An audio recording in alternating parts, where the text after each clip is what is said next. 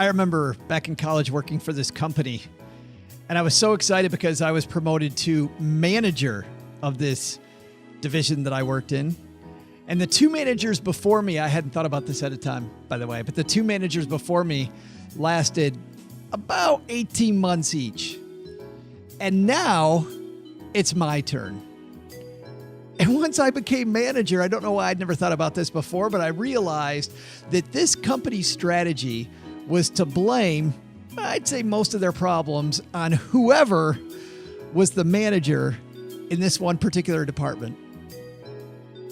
And before I knew it, within a month, now I'm in the hot seat, and there's all kinds of people talking about my demise and how I'm going to be the next person to go. I made it. I lasted 2 years, but I quit to start my financial planning career. But I don't think I would have been around much longer had I not had bigger plans.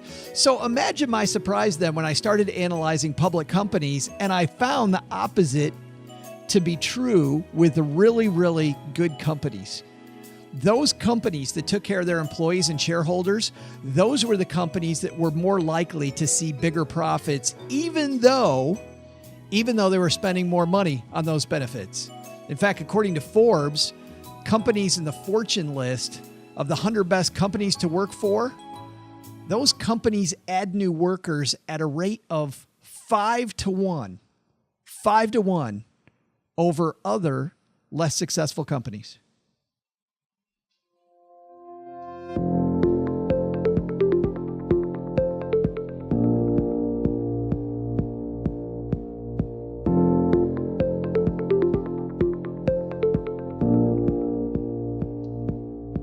Live from the 3-room apartment above Uncle Jack's garage while the basement's being renovated. Hey there, Stackers. I'm Joe Saul-Sehy, Average Joe Money on Twitter. And what a fun show we have for you today. On Money in the Morning, we have not just one, but two headlines ripped from the current press. And then, as if that's not enough, we tie them together into this little idea we call the big idea. Did I say little idea we call the big idea? That's when you know the show's live. But into this thing we call the big idea, where we tie these two together and send you home with this thing that you can use for the rest of the day. And that's Money in the Morning. Money in the Morning is brought to you today by Tiller. You know, whether you're somebody that likes to press the easy button on managing their money like I do, or you're somebody like Mom that loves spreadsheets galore, Tiller's for you. Head to stackingbenjamins.com/Tiller to find out more. You'll see that managing your money can either be easier or more comprehensive or both. You get to customize it. stackingbenjamins.com/Tiller for more. All right. We've got two great headlines. You got places to go today. So Laura, why don't you get this party started for us? And now your first Money in the Morning headline. We record these at random times of day, and our friend Dylan is here with us in our live Facebook group, and he just realized that it's not morning. Congratulations, Dylan. Dylan probably just woke up and realized that it's not morning. We're recording Money in the Morning. But that's a cool thing. You can be a part of the Facebook audience also, because we do these at random times. Head to facebook.com/iStackBenjamins, and you never know. Tonight, we decided we need to record a Money in the Morning. And so congratulations to everybody who's hanging out here with us. I know this makes your day, hanging out here with us, catching me read you two headlines live. And actually, I don't want to undersell this, guys, because we do have a couple great headlines today. Let's start off with one of my favorite places to get headlines. We haven't had one from here in a little while. This comes to us from Napa-Net. That's the National Association of Plan Advisors, the people that manage 401ks and pension funds. Always a well-written site with good professional insights. Ted Godbout wrote this one, and the piece is called, "Is There a Correlation Between a Firm's Profits and its 401k?" Is there a correlation between those two things? If a firm has more profits, do they have a better 401k plan? Doesn't seem like there'd be any correlation between the two of those. Oh, but wait, there's more. Here we go. A new study contends that yes, there is a strong correlation between financial performance of companies and the quality of their 401k retirement plans, regardless of a company's industry or retirement plan size. T. Rowe Price Retirement Plan Services study, where 401k design and corporate profitability cross paths, found that 401k plans with an above average rating are strongly associated with companies that have between 20% and 80% higher profitability measures than companies with 401k plans that are rated as average. The study evaluated 485 401k plans with more than $50 million in assets and a Bright Scope rating. Get back to Bright Scope in a minute, which served as a proxy for 401k plan quality at 332 U.S. publicly traded companies. Quote, while correlation isn't the same as causality, our findings provide strong evidence that there's a connection between better designed and higher quality 401k plans and a company's bottom line, explains Joshua Deitch, head of T. Rowe Price's retirement and financial education team. To demonstrate the value of a 401k plan to a company's bottom line, T. Rowe Price looked at the relationships between common corporate financial performance measures and markers of successful 401k plans. The firm found that regardless of plan size or company industry sector, companies with higher performing plans, i.e., those with great generosity, deferrals, participation, and account balances, were more likely to have significantly higher gross margins than average plans. In fact, the findings show that companies with 401k plans rated great are more likely to have gross margins that are between 20% and 40% higher than companies' 401k plans rated average. These companies were also more likely to have net income per employee that's between 40 and 80% higher than companies with 401k plans rated average. Additionally, revenue per employee was found to be between 20% and 60% higher for companies with 401k plans rated great than companies with 401k plans rated average. You wonder about the other side of this, don't you? What about companies with 401k plans that are poor? Oh, they cover that too, kids. By contrast, 401k plans rated poor were found to be strongly associated with companies that have profitability measures up to 80% lower than companies with 401k plans rated average. What's more, companies with 401k plans rated below average or poor were found to have up to 80% lower revenue per employee. Quote, we've long believed this was the case, but this is the first time we've been able to prove the correlation, Deitch notes. Though there may be higher costs associated with stronger 401k plans, such as more generous matching or the immediate ability to participate in the plan, the potential profitability gains may outweigh the potential costs, he adds. The piece goes on a little bit. I'll have that in my Twitter feed at Average Joe Money if you want to read more. Really interesting piece to me. Do you mean to tell me that cheaper doesn't mean better? I mean, is that what we hear over and over, is that cheaper means better? But companies that actually spend more money? No. Hold on. Wait a minute. Oh, that can't be true because lower fee means better. No, I'm kidding. I'm not kidding, but I'm kind of poking at people that say that all the time. Drives me crazy. It is important. Costs are important, but there might be other things for you, just like there are other things for companies. And once again, we don't know that this is causation, right? And I like the fact that this piece gets into that. Just because they're showing a strong correlation, that doesn't mean that companies are making more money. Companies have a better 401k plan because workers are more happy and so they're making more money. They're not saying that's a cause. But do you think that's much of a reach? I mean, you see it so often and there's so many statistics that show that. You work with a company that takes care of its employees. The employees then take care of their workers. I remember when old Neutron Jack, Jack Welch, was the head of General Electric. In those years at General Electric, some of the best years that company ever had. A little different than General Electric today, by the way. But Jack used to get in trouble, I remember, for saying that his primary customer was his employee. His employee was his number one customer. Jack fired a lot of people. Some people, they call him Neutron Jack because he'd go and he'd blow stuff up. If you're not number one or number two in your division, you're gone. If you're he would rate workers against each other. But the people that were performers, he always believed they needed all the things at their fingertips to do a great job. And the results kind of showed, at least during that time that he was around, that was great. And that's just one anecdotal study of one company taking care of their workers. I think about Starbucks. I remember year after year, people talking about Starbucks overpaying people making coffee. And yet look at Starbucks' bottom line over the long term. Pretty good. Not too bad. So what does this mean? Number one, if you run a company, thinking about the people that are taking care of your customers are important. That doesn't apply to most of us. If you're going out, though, and looking for a new job, looking at that benefits package is going to tell you a lot about what it's going to be like working for that company. And if the benefits package is pretty weak, maybe that's not the company you want to work for. If you get to choose between two companies, got to feel a little lucky if you're in that spot. But if you are, stronger benefits package, maybe even a little bit weaker straight out salary, might be a place where you're happier. Once again, we don't know for sure. But if I'm a betting guy, just based on all the company reports that I've seen, I'd say yeah. Let's say hello to everybody hanging out with us on Facebook. Elvia says, thanks, awesome. I'm in the middle of a conversation. I go right to the person who's in the middle of a conversation with somebody else on Facebook.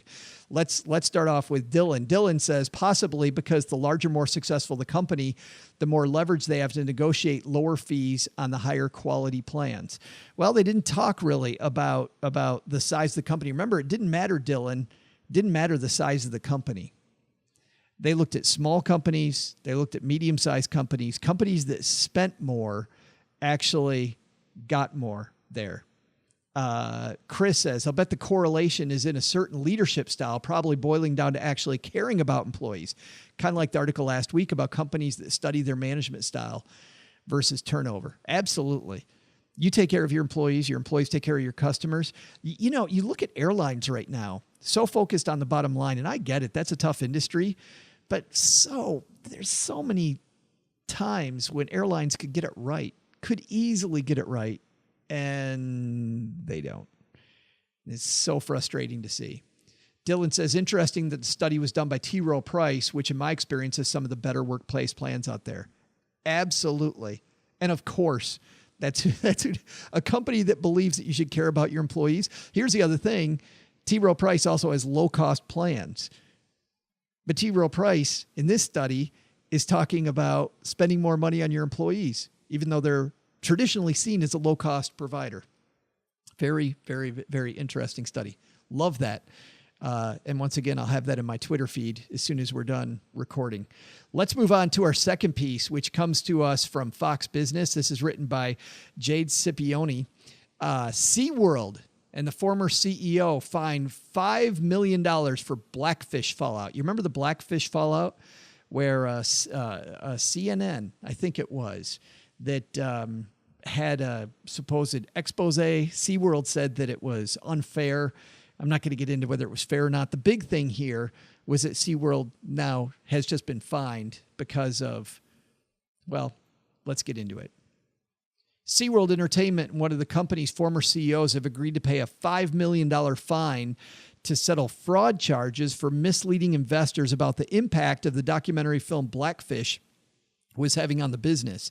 The fine was announced last Tuesday after the SEC filed a complaint in federal court in New York, charging SeaWorld and former CEO James Atchison with violating anti-fraud provisions of federal securities laws. The complaint alleged that from approximately December 2013 through August 2014, SeaWorld and CEO Atchison made untrue and misleading statements of omission in SEC filings earnings releases, and calls and other statements to the press regarding the documentary's impact on the company's reputation and business. SeaWorld's former vice president of communications also agreed to settle a fraud charge for his role in misleading investors. In 2013, Blackfish documented and criticized SeaWorld's treatment of its orcas, killer whales, and received significant media attention after the film's debut. According to the SEC's complaint, it took over a year before SeaWorld would acknowledge that its declining attendance was partially caused by the negative publicity from the film. When it did, on August 13th, 2014, SeaWorld's stock price fell, causing significant losses to shareholders. Quote, "This case underscores the need for a company to provide investors with timely and accurate information that has an adverse impact on its business. SeaWorld described its reputation as one of the most important assets, but it failed to evaluate and disclose the adverse impact Blackfish had on its business in a timely manner," Stephen Paikin, co-director of the SEC Enforcement Division, said in a statement. SeaWorld agreed to pay a $4 million penalty, while Atchison agreed to pay over $1 million in penalty and disgorgement. SeaWorld's former vice president of communications, Frederick D. Jacobs, agreed to settle a fraud charge and to pay disgorgement and prejudgment interest of approximately $100,000.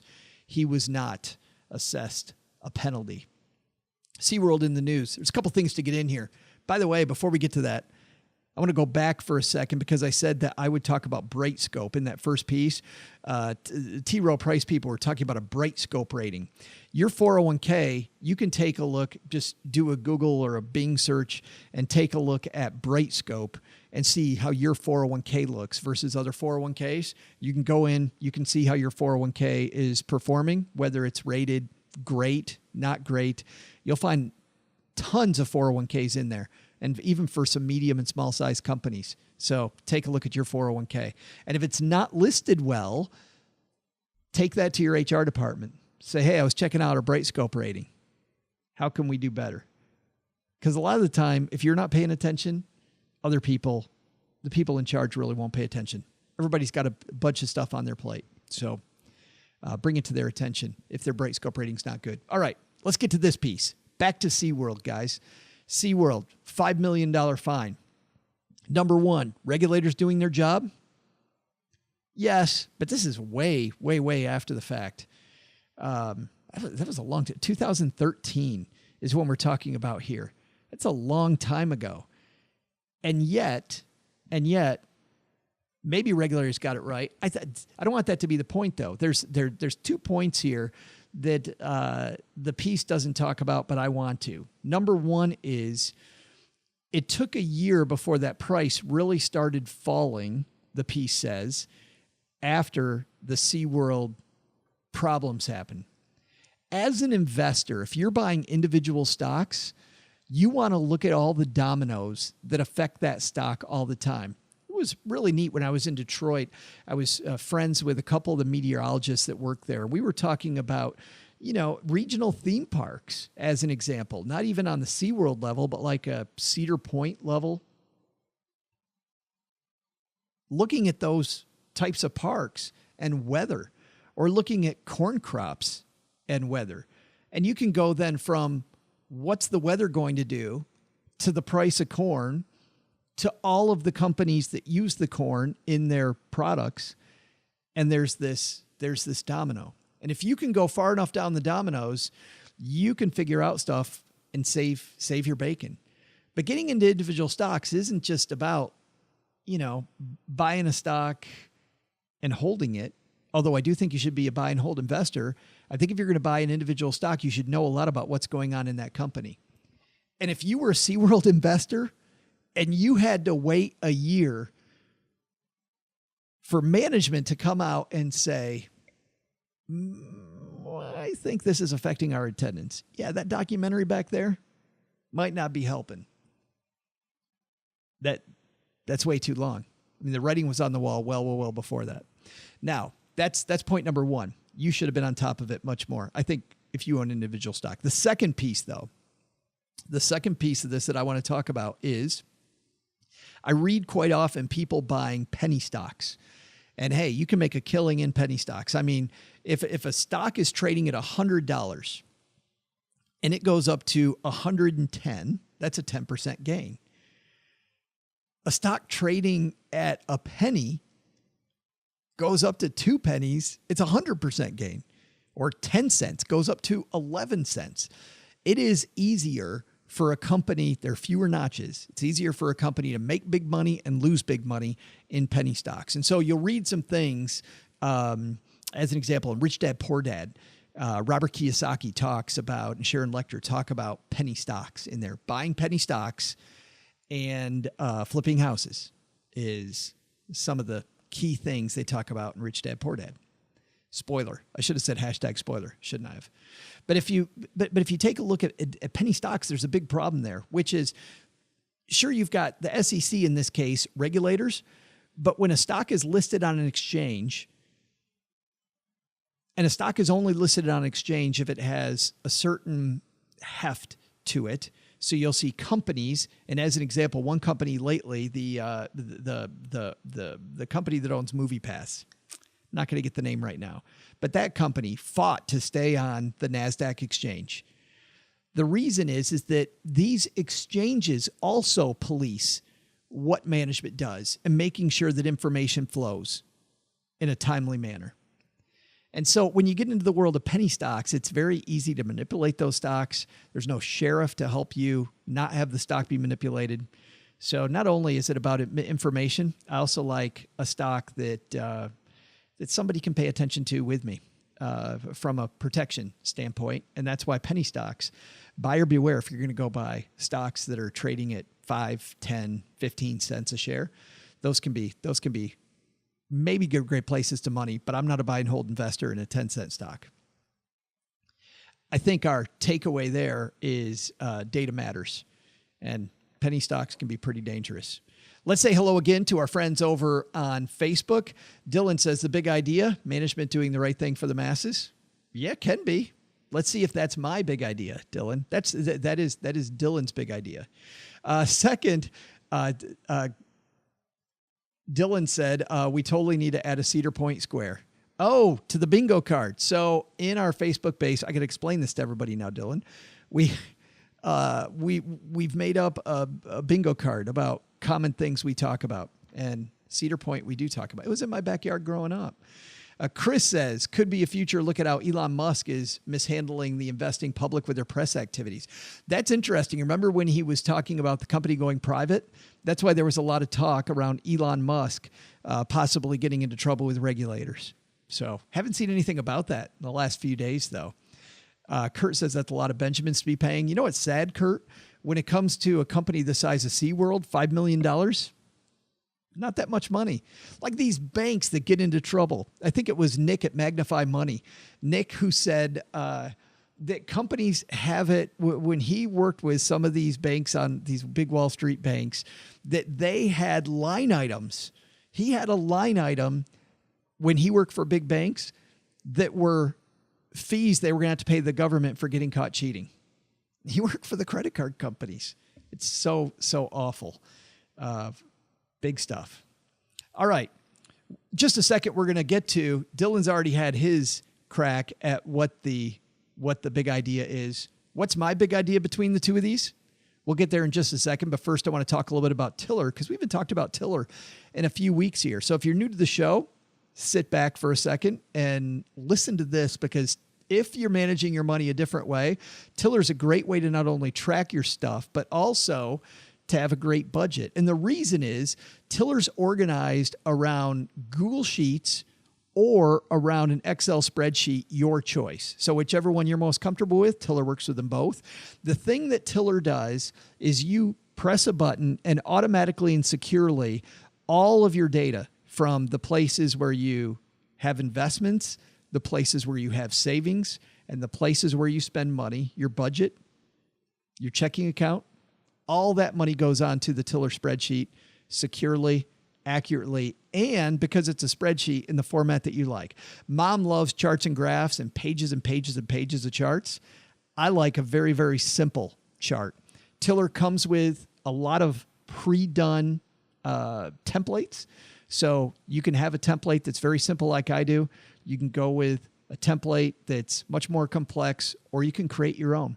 And it's all available at Tiller, StackyBenjamins.com/Tiller. And the way, different than the Stacky Benjamin Show, the way that we work with Tiller is that when people use it, if they use our link, Tiller sends us a thank you. So if you're going to use that link, if you're going to go to Tiller and check it out, please use our link because that tells them we sent you. So thank you very much. All right, we had two pieces here. Piece number one, more profits equals better 401k. A lot of correlation there. Maybe not causation, but probably. I would say probably causation. Companies take care of their workers. You're looking for a new job. Look at what that benefits package is. And it looks like people are being taken care of. You're probably going to be happier. You're going to work there longer. It's going to be a much better experience for everyone. Second, SeaWorld gets fined $5 million. Data matters.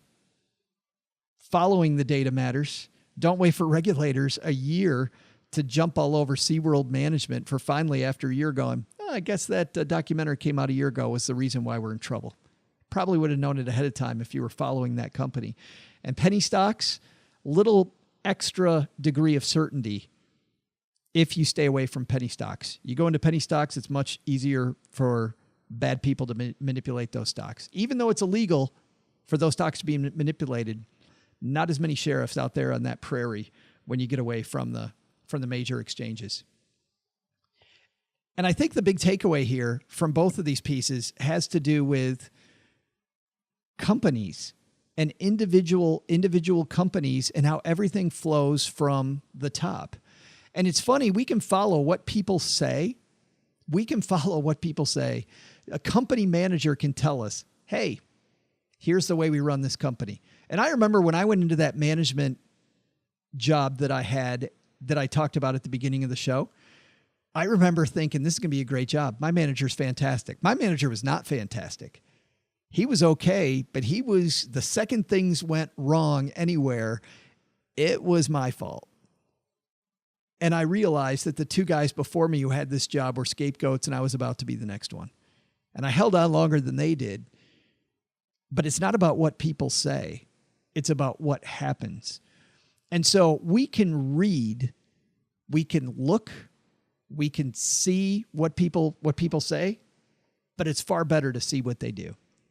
Go back into history and see, and this is why momentum investing works. Momentum investing is when you follow a company that's on this hot streak. And if the data shows, as an example, that dividends have gone up every year for the last 5 years, this isn't a manager who talks a great game on social media. This is a company that year after year shows investors, we increase revenues, or we increase profits, whatever it might be, whatever you're looking at. Data matters. And I think that's where we're going to leave it. Show me, don't tell me, baby. All right. That's it. Thanks to everybody who's hanging out with us on Facebook at this weird time that we're recording this. Thanks to everybody at home. Thanks to Tiller for helping the show. Guys, go stack some Benjamins. We'll see you back here next time at Money in the Morning.